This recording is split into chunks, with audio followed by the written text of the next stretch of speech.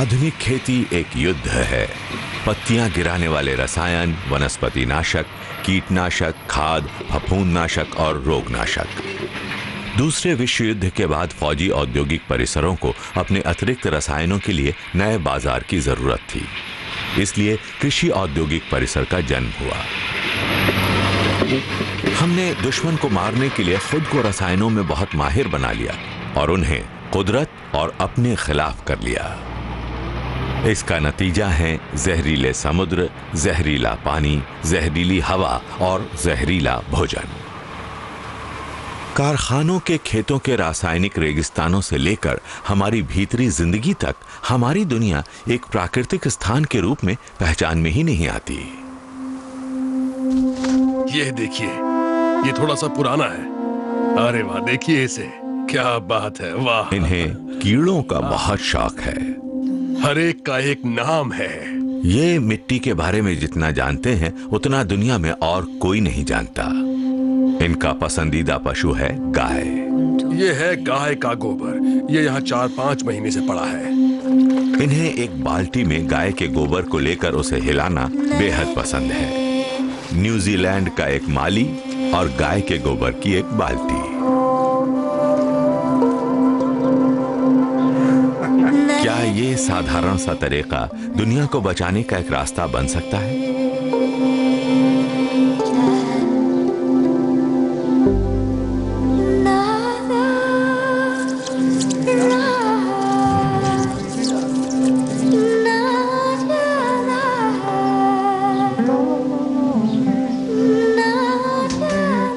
Peter Procter आधुनिक बायोडायनेमिक्स के जनक हैं। खेती का एक रहस्यमय तरीका जिसे पिछली सदी की शुरुआत में मानव विज्ञानी रुडोल्फ स्टाइनर ने शुरू किया था। अब मुझे चाहिए थोड़े से कप। 6 दशकों से पीटर खेती कर रहे हैं, बगीचे बना रहे हैं और दुनिया भर के किसानों को सलाह दे रहे हैं। पिछले 15 सालों में वो 25 बार भारत आए हैं। अच्छा, हम अपने साथ क्या ले जाएंगे? इसके बाद सामान पैक कर लेना चाहिए ना? तुम क्या कहती हो? पीटर और इनकी साथिन वनस्पति और खगोल विज्ञानी रेचल पोमेरॉय अब हमेशा के लिए अपना घर छोड़कर भारत जा रहे हैं। हाँ, मैं आपको बताता हूँ कि ये कैसे मुमकिन हुआ। भारत के इतने बड़े आकार, वहां की जबरदस्त जनसंख्या और वहां के ट्रैफिक को देखकर मैं दंग रह गया था।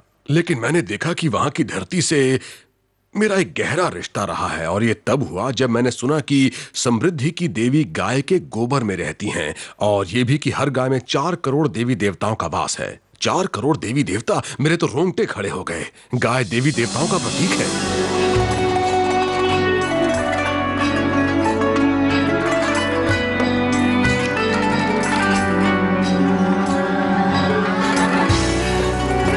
पीटर प्रॉक्टर अधूरे मन से कुछ नहीं करते।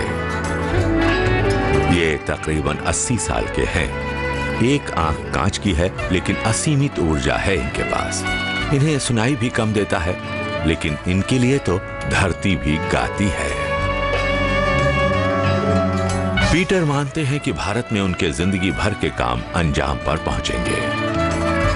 इनका मानना है कि बायोडायनेमिक एग्रीकल्चर धरती को बचाने का आखिरी तरीका हो सकता है। 1000 साल से मिट्टी के उपजाऊपन को घटाए बिना भारत में जैविक बागवानी की जा रही है। 60 के दशक के मध्य में शुरू हुई हरित क्रांति को दुनिया की भूख मिटाने का साधन माना जा रहा था।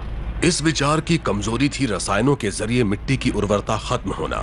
खेती को इनपुट और आउटपुट पर केंद्रित कर दिया गया था, यानी आप जितना ज्यादा बोएंगे उतना ही ज्यादा काटेंगे। लेकिन लोगों को यह समझ में नहीं आया कि रसायन मिट्टी की सहजता को खत्म कर देंगे। इससे उपजाऊ मिट्टी का अकाल हो गया। हमें पूरी दुनिया में इसी का निदान करना है। हम में से ज्यादातर लोग उन खेतों से जुड़े ही नहीं हैं जिनमें हमारा अन्न उगता है।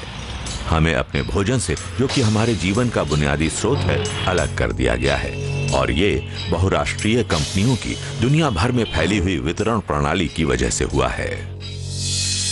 मोनसैंटो एक ऐसी कंपनी है जिसने बीजों पर अपना अधिकार जमा लिया है, बीजों के ऊपर एकाधिकार जमा लिया है। इसका एक ही मकसद है कि दुनिया के सारे किसान अपने खेतों के लिए बीज सिर्फ मोनसांटो से ही खरीदें। गांव में वैसे तो विज्ञापन कम ही नजर आते हैं, लेकिन मोनसैंटो के चमकीले हरे और नारंगी इश्तिहार चारों तरफ नजर आ रहे हैं।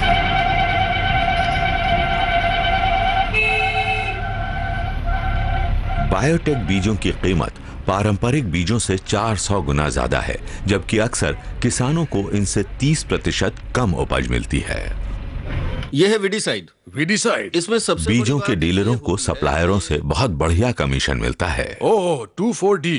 2,4-D एक हार्मोन है, मशहूर हार्मोन वीडिसाइड। ये बहुत पुराना है। हाँ, है ना, एक ही बचा अक्सर हुआ है। किसानों पर उधारी खाते के तहत आनुवंशिक रूप से सुधारे गए बीज लेने के लिए दबाव डाला जाता है। तो रसायन और कीटनाशक। सन 2006 की एक रिपोर्ट के मुताबिक आनुवंशिक रूप से सुधारे गए बीजों का इस्तेमाल करने वाले 60% भारतीय किसानों का निवेश तक वापस नहीं आ पाया। आजीविका चलाना तो दूर की बात है।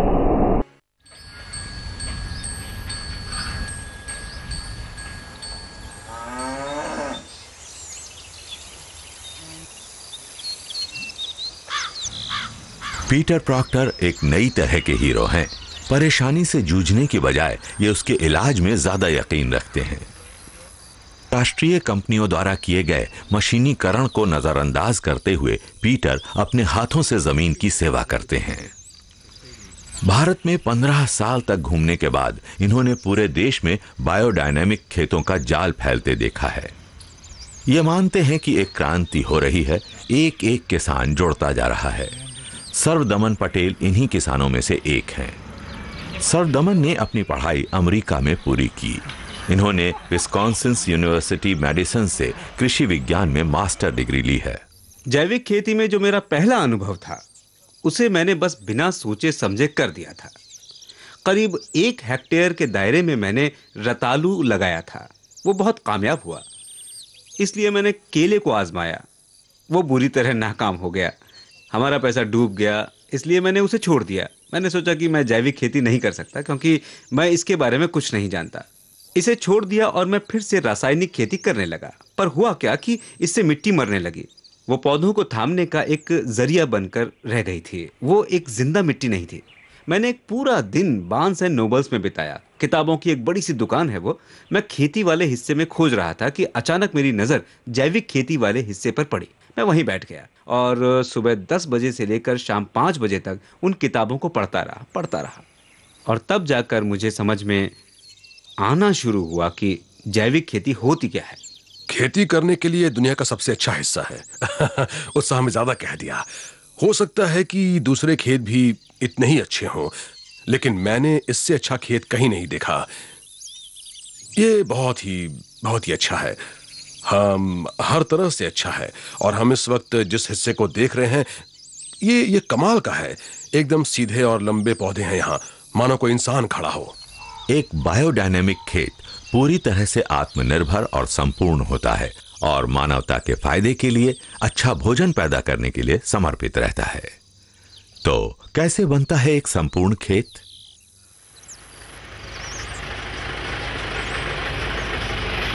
भारत दुनिया के सबसे अमीर देशों में से एक है। सोने की वजह से नहीं, ना ही हीरो की वजह से और ना ही रूबी की वजह से, बल्कि अपनी जैविक संपन्नता की वजह से। इस मिट्टी पर हम सब कुछ उगा सकते हैं क्योंकि तापमान बढ़िया है, जलवायु शानदार है, नमी और गर्मी है।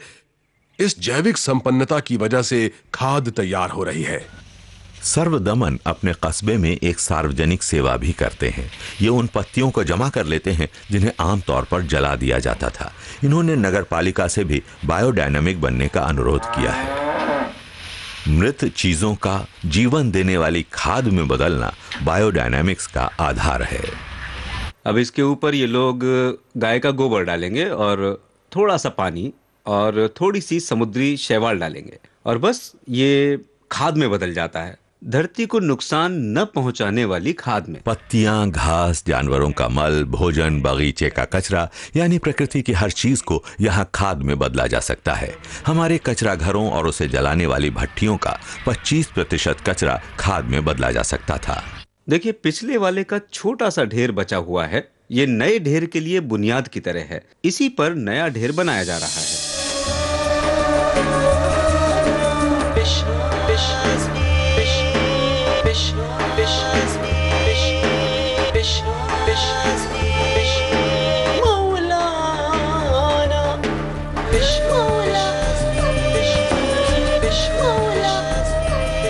इस तरह खाद बनाना ही एकमात्र तरीका है जिससे मिट्टी में जैविक तत्व बढ़ाए जा सकते हैं। जैविक तत्वों के बिना मिट्टी एकदम निर्जीव है।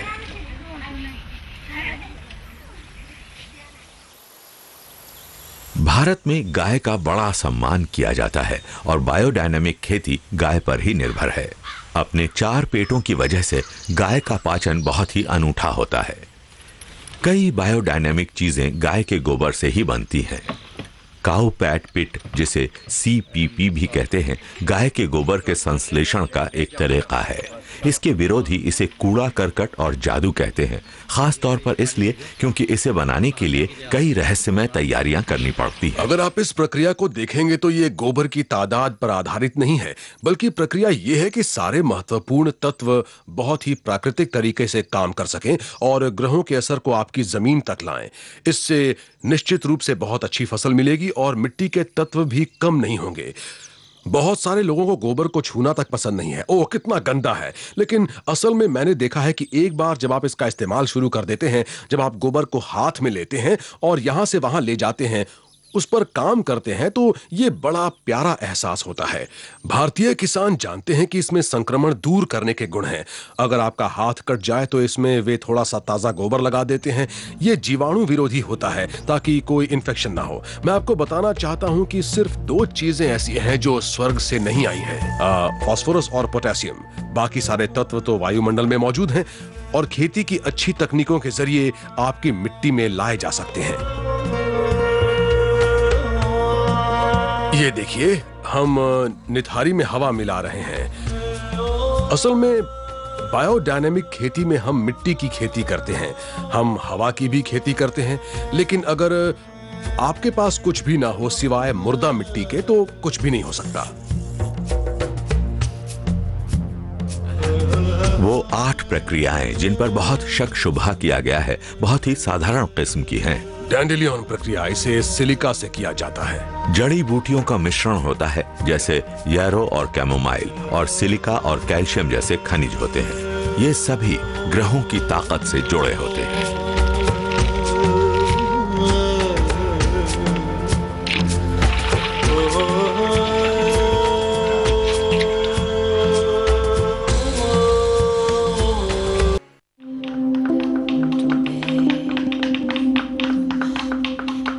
बायोडायनेमिक्स की मुख्य तैयारियों में से एक है वो प्रक्रिया जिसे हम काउ हॉर्न डंग कहते हैं।